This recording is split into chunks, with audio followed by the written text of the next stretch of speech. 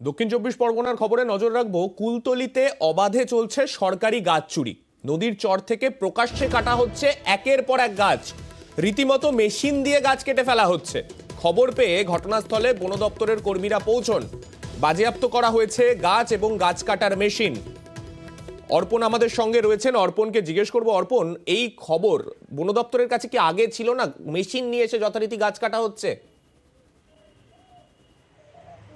দেখো, এই খবর আগের থেকে বন দপ্তরের কাছে ছিল না। তাদের কাছে আমরা জিজ্ঞাসা করি যে এইভাবে যে প্রকাশ্যে দিনের বেলা গাছ কাটা হচ্ছে আপনাদের কাছে বলো। স্থানীয় সূত্রে তারা খবর পান, অর্থাৎ একদিন পর তারা অকপট স্বীকারোক্তি দিচ্ছে যে গতকাল তারা গাছ কেটেছেন, আজকেও তারা গাছ কেটেছেন। 40টিরও বেশি বড় বড় গাছ কাটা হয়েছে, নদীর চরের গাছ। এবং তার যিনি কাটছেন তার বক্তব্য, তিনি টাকা দিয়ে সরকারি জায়গার জমির যে গাছ, সেই গাছ তিনি কিনেছেন। এবং যার কাছ থেকে কিনেছেন তিনি জানাচ্ছেন যে তিনি এই জমি অন্যের কাছ থেকে কিনেছেন। সরকারি জমি, তুমি জানবে নদীর পাড়ে যারা বাস করে, যে অংশে পলি পড়ে সেই অংশের মাথায় যারা বাস করে সেই অংশ তাকে পাট্টা দেওয়া হয়। এক্ষেত্রে এই জমি পাট্টা এখনো পর্যন্ত তারা পাননি। তারপরেও তিনি জানাচ্ছেন যে 1,60,000 টাকা দিয়ে তিনি একটি জমি কিনেছেন। এই জমির গাছ তিনি তার মতো ব্যক্তিগতভাবে তিনি বিক্রি করছেন।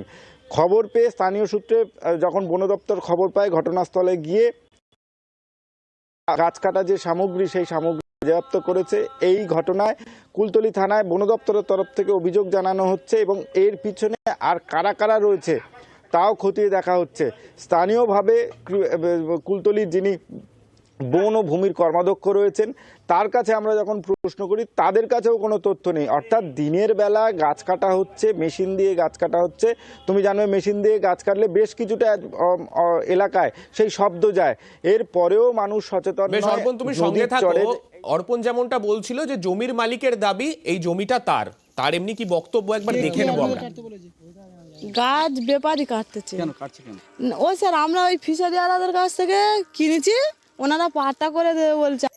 80,000 টাকা এখন দিচ্ছি, আর এখনো বাকি আছে। কত টাকা বিনিময়ে কিনেছে? ওরা বলেছে 1,60,70,000। তো সরকারি জায়গা আপনারা কিনে নিলেন, কোনো কাগজ করে দিয়েছে? না। অর্পণ, একটা বিষয় তোমার কাছে জিজ্ঞেস করব। এই বিষয়টা আমার এখনো পর্যন্ত পরিষ্কার হলো না। সেটা হচ্ছে এই যে ব্যক্তির কথা তুমি বলছো, সেই ব্যক্তি তো বলছেন তিনি একটা টাকা দিয়েছিলেন, কিন্তু এখনো পর্যন্ত তিনি পাট্টাও পাননি। তাহলে টাকা কাকে দিলেন? একদম স্থানীয় আরও এক ব্যক্তির এখানে নাম উঠে আসছে, তার কাছে তিনি টাকা দিয়েছেন। অর্থাৎ এই জমির মাথায় যিনি বাস করতেন তিনি এখন শহরে বাস করতেন এবং এই গ্রামের মানুষ তার কাছ থেকে এই জমি নিয়েছেন এবং পরবর্তীকালে দুয়ারে সরকারে গিয়ে তিনি পাট্টা পাওয়ার জন্য আবেদন জানিয়েছেন। এক কথায় বলা যেতে পারে যে এই যে নদীর পাড়ে যারা বাস করছেন তারা এখনো পর্যন্ত সরকারিভাবে পাট্টা পাননি এবং তারা পাট্টা না পেয়েই তাদের নিজেদের জমিদারির মতো তারা গাছ কেটে ফেলছেন, প্রকৃতি ধ্বংস করছেন। গতকাল আমরা দেখেছি ঠাকুরান নদীর পাশে বেশ কিছুটা এলাকায় ম্যানগ্রোভ কাটা হয়েছে। এখানে দেখা যাচ্ছে যে পলি পড়ে যে বড় বড় গাছ জন্ম নিয়েছে, সেইখানে গাছ তাদের ব্যক্তিগত বা তাদের সম্পত্তি হিসেব করে নিয়ে তারা গাছ বিক্রি করে দিচ্ছেন এবং যারা গাছ কিনতে আসছেন তারাও সেই গাছ কিনছেন 7,000 8,000 টাকা দিয়ে। তারা একটা করে জঙ্গল পুরো নিজেদের মতো করে নিচ্ছেন। অর্পণ, অনেক ধন্যবাদ তোমাকে। স্থানীয় প্রশাসনের কি বক্তব্য শুনে নেব। দুটো বিট অফিসকে আমরা যথারীতি স্থায়ী সমিতির মিটিংয়ে সিদ্ধান্ত নিয়ে জানিয়ে দিয়েছি, যদি এরকমভাবে কেউ গাছ কেটে সৌন্দর্যকে নষ্ট করার চেষ্টা করে তাদের বিরুদ্ধে আইন ব্যবস্থা নেওয়ার জন্য আমরা বলেও দিয়েছি।